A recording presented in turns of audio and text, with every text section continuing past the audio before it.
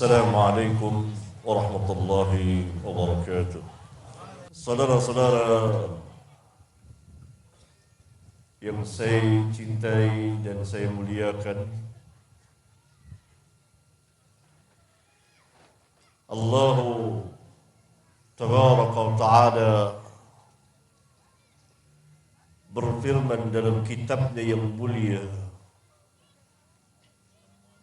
Surat At-Taghabun ayat 11. Ma asaba min musibatin illa biiznillah wa man yu'min billahi yahdi qalbah wallahu bikulli syai'in alim. Yang artinya, tidak satupun musibah yang menimpa seseorang, satu kaum, illa biiznillah, melainkan dengan izin Allah, berjalan sesuai dengan masyiatullah, kehendak Allah. Kewajiban kita adalah mengimaninya, menerimanya, ridha terhadap keputusan Allah. Barang siapa yang mengimaninya, dia beriman kepada Allah dan tetap berada di jalan Allah, dia mengatakan bahwa ini tidak akan terjadi, musibah ini tidak akan terjadi kecuali dengan izin Allah, dan dia tetap mentaati Allah, dia mengimani takdir Allah, dia menerimanya, dan dia reda akan keputusan Allah,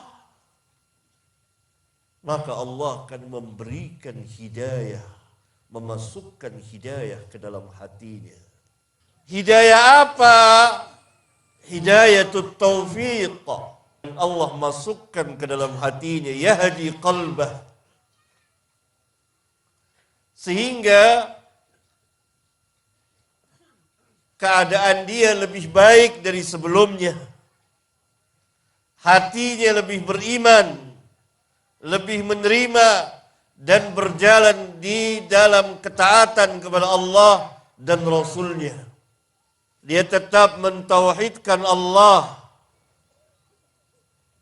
Dia tidak meminta kecuali hanya kepada Allah. Dia tidak memohon pertolongan kecuali hanya kepada Allah. Karena semua ini terjadi dengan seizin Allah, atas kehendak Allah Subhanahu wa ta'ala. Ada beberapa macam hidayah. Hidayah yang pertama, hidayah yang bersifat umum.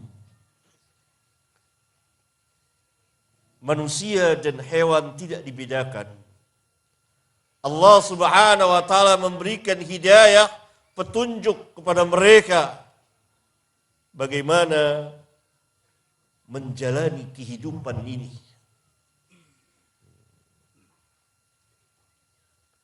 Sehingga seekor lebah pun tahu apa yang ia harus makan dan di mana tempat tinggalnya. Semua adalah ciptaan Allah. Allah yang ciptakan dari tidak ada. Allah yang mengadakannya dari tidak ada. Tapi tidak cukup sampai di situ. Fasawwa. Allah sempurnakan ciptaannya.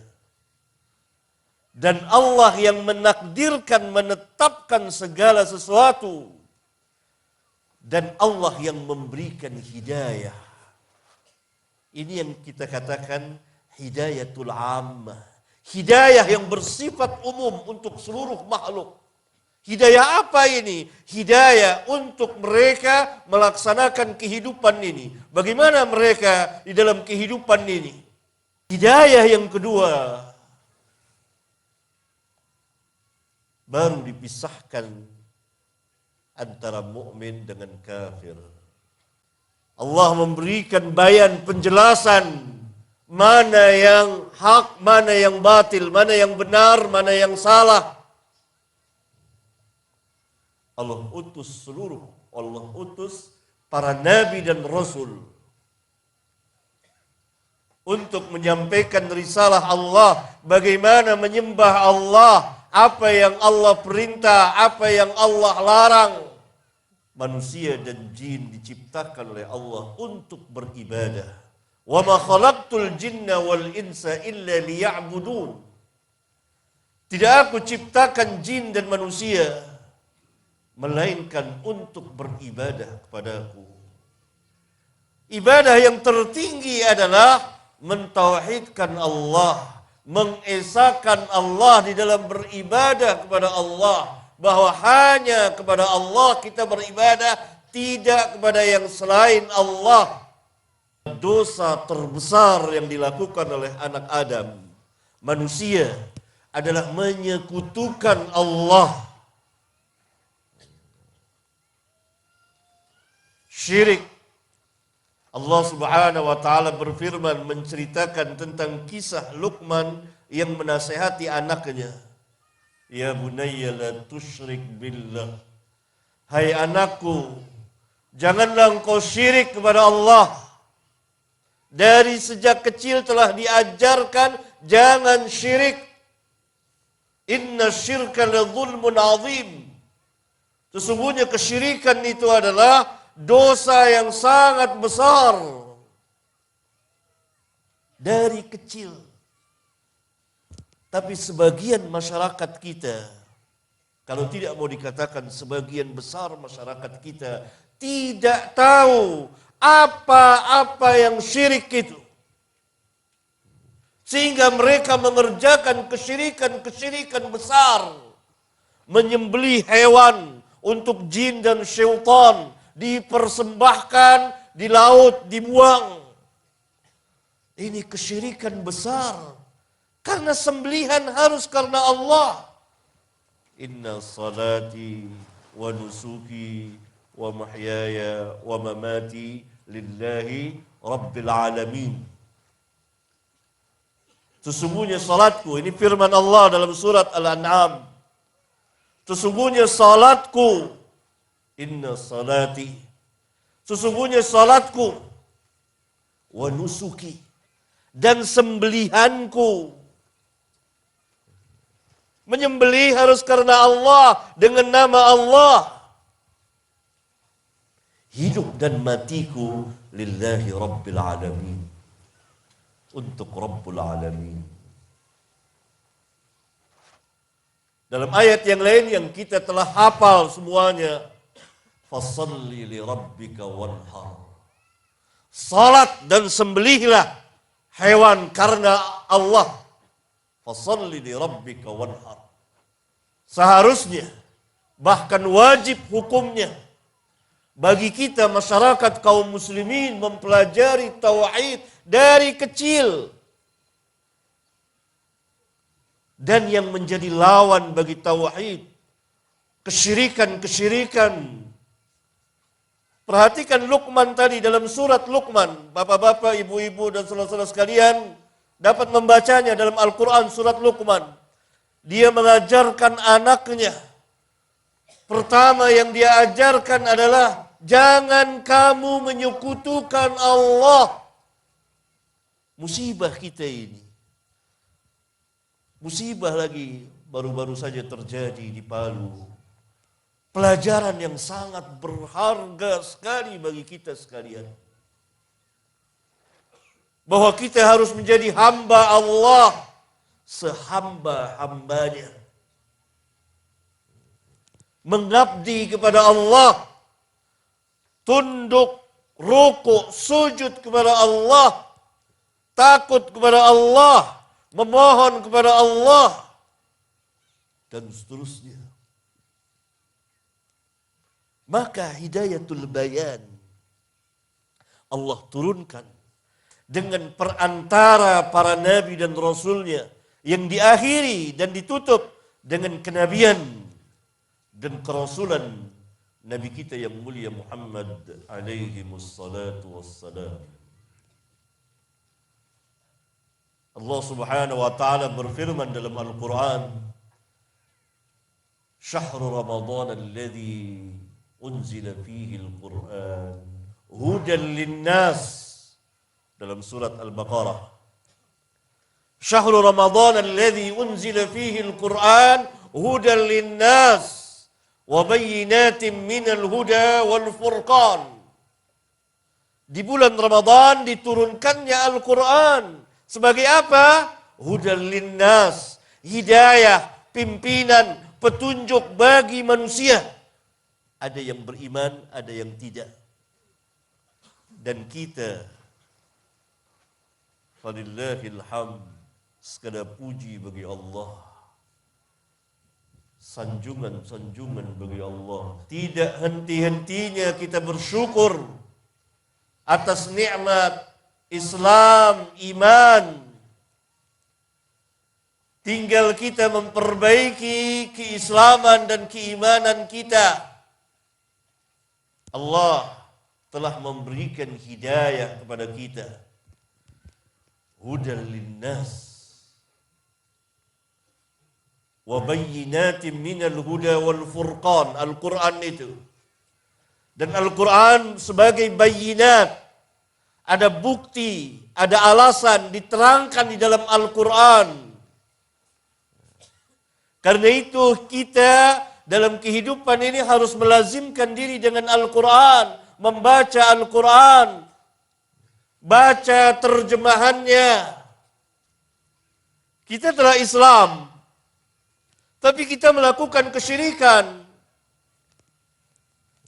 Kita belum dapat hidayah taufik untuk mengamalkan hidayah itu. Hidayah yang ketiga itu hidayah taufik. Hidayah taufik adalah ilmu dan amal. Kita harus berilmu, harus paham, dan harus beramal.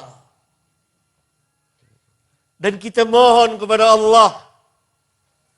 Di antara jalan itu adalah Allah menimpakan musibah agar kita kembali.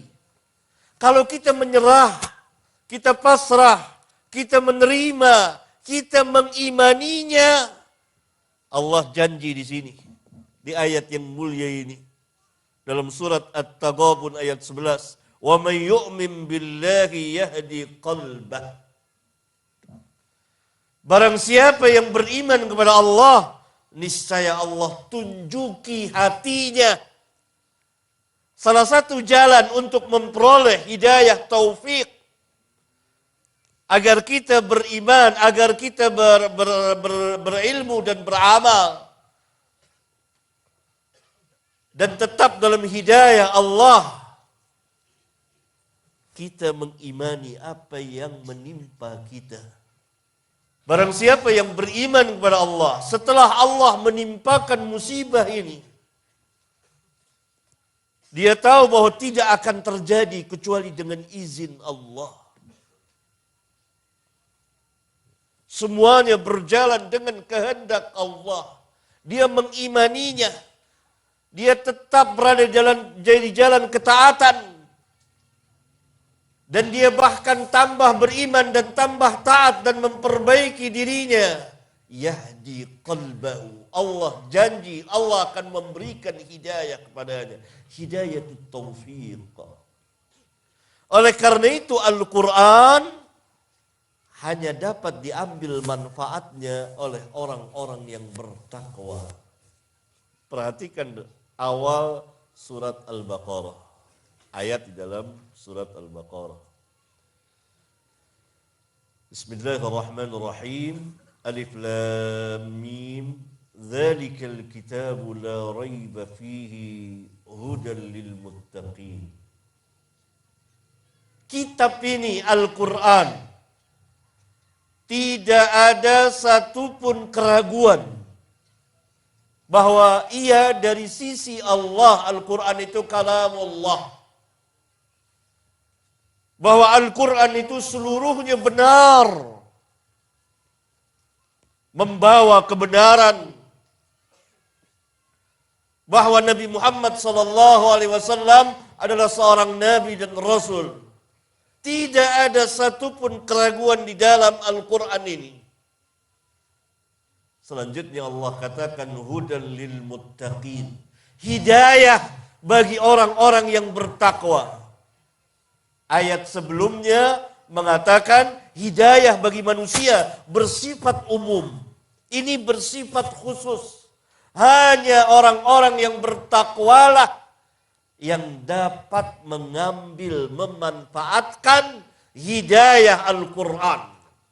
Selain dari orang-orang yang bertakwa, tidak akan mungkin dapat mengambil hidayah Al-Quran. Walaupun dia telah beriman kepada Al-Quran. Tetapi keimanan secara umum.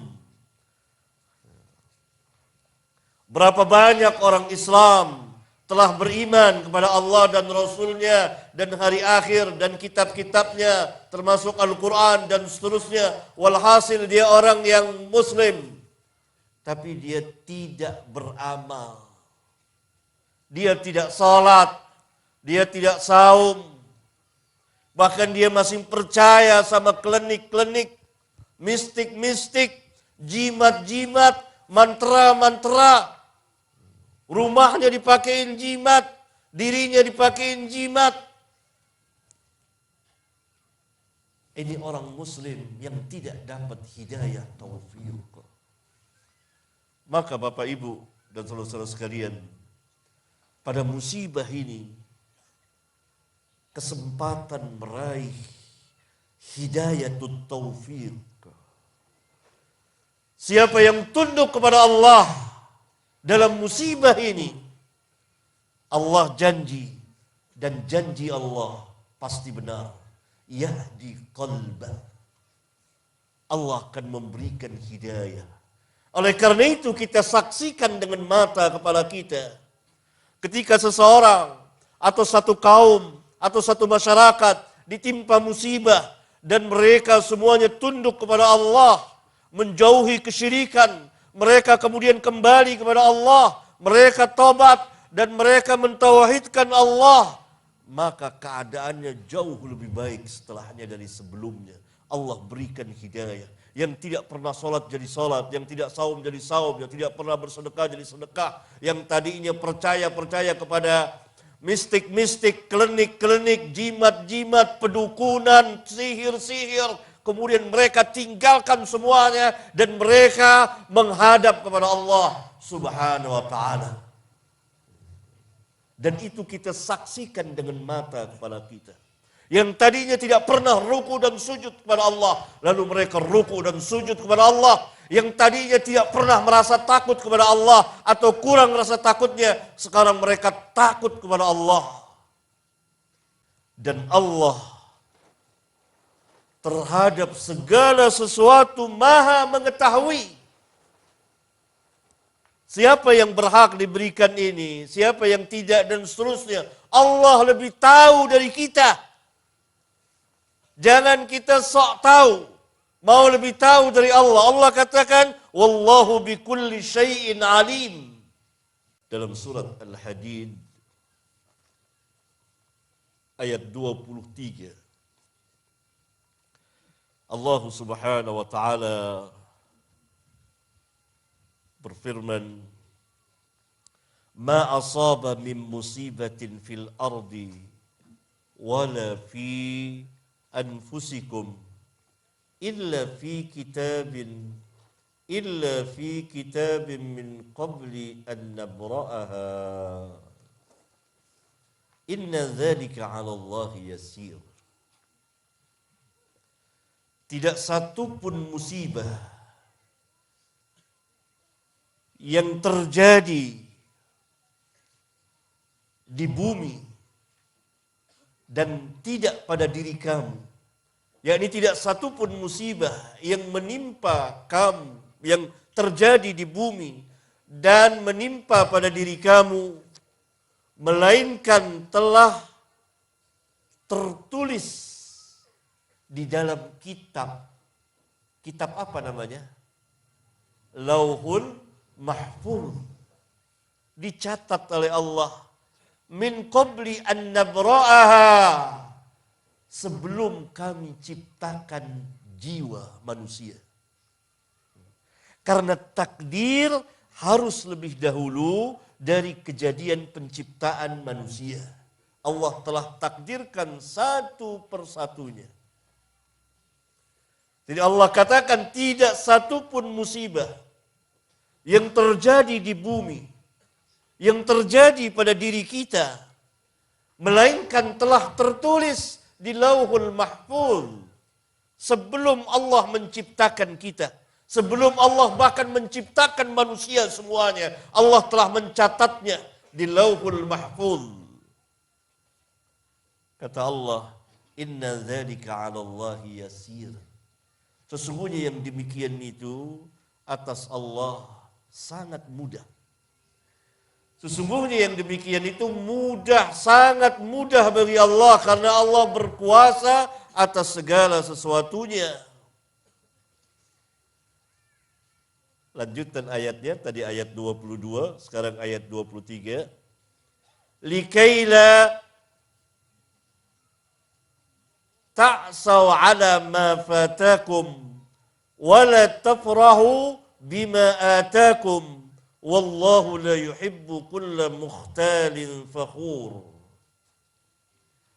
Agar kamu tidak putus asa terhadap sesuatu yang luput dari kamu, dari urusan dunia. Wala tafrahu, dan agar kamu tidak berbangga-bangga, tidak bergembira terlalu berlebihan dengan apa yang Allah berikan kepada kamu. Karena Allah tidak menyukai setiap orang yang sombong dan berbangga-bangga. Dalam ayat yang lain,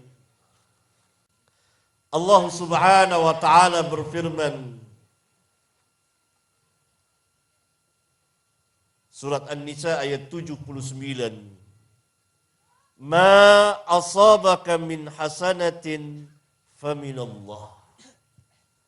Apa saja kebaikan yang menimpa kamu, yang kamu peroleh, itu semuanya dari Allah.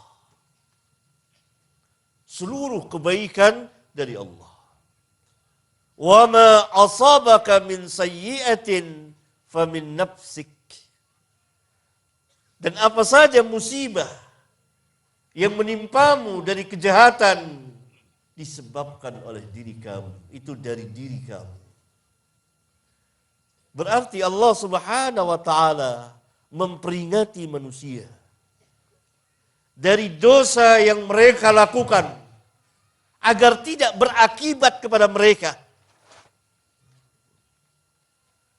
Dosa yang mereka lakukan akan berakibat kepada mereka. Mereka ditimpa musibah. Dalam ayat yang lain, dalam surat Al-Baqarah, ayat 155 sampai 157, Allah Subhanahu wa taala berfirman, "Wala nabluwannakum bisyai'im minal khaufi wal ju'i wa naqsim minal amwali wal anfusi was thamarat." Sungguh pasti Allah akan menguji kamu dengan sesuatu, bisyai'in.